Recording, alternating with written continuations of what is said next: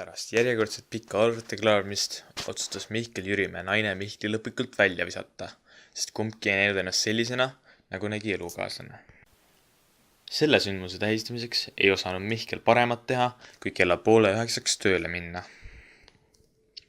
Pärast tööd läks Mihkel kohe enda uude Mustamäe korterisse, mille jaoks ta oli järjekorras olnud mitu nädalat vähem kui Raamatu Mihkel, kellele Ruuni Mihkel kõvasti sarnanes. Mihkel jätkas kõvasti töötamist, just nagu Nõukogude võimud soovitasid ning oli eluga üldiselt rahul. Kuid üks päev märkas Mihkel aknast Mairet.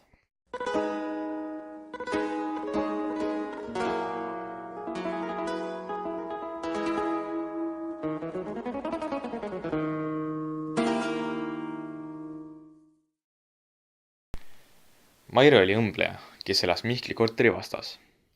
Ta oli ilus, kuid oma kindlate põhimõtete tõttu oli ta üksildane.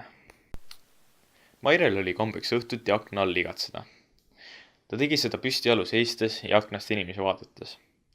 Talle meeldis ette kujutada, millised mööda kõndivad inimesed olid. Ühel õhtul nägi Maire pikka ning kurba meest vastasmajas, kes mitte nii juhuslikult oli Mihkel. Mõlemad nägid üksteises müstilisust ning lähedust, kuigi nad ei saanud sõnagi vestelda. Kõik sai öeldud ainult pilguga. Iga päeva möödudes kasvas nende side.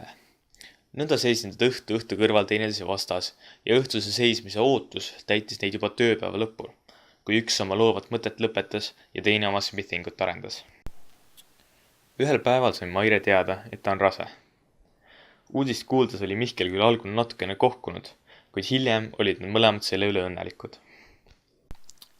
Paari kuu möödudes oli Mairel aeg kätte jõudnud. Ta helistas kiirabisse ning lasi end haiglasse viia. Seda kuuldes läks Mihkel Mairele õnne soovima. Kuid kuna ta enda armastutu nime ei teadnud, ei saanud ta ka tema juurde minna. Seega jättis ta oma armastutule ühe asja. Kui Maire oli koju jõudnud, hakkas õhtuti jälle üksteise vaatamine.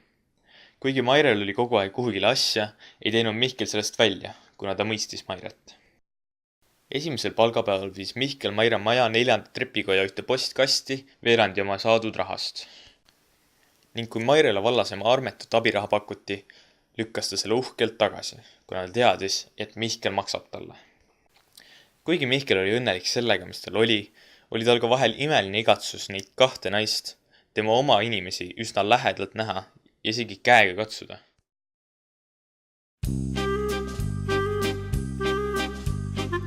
Elasin ärklitoas üheskoos ämmaga, õnn tahtis pageda käest. Päeval ja ööl kodus ja tööl mõtlesin mu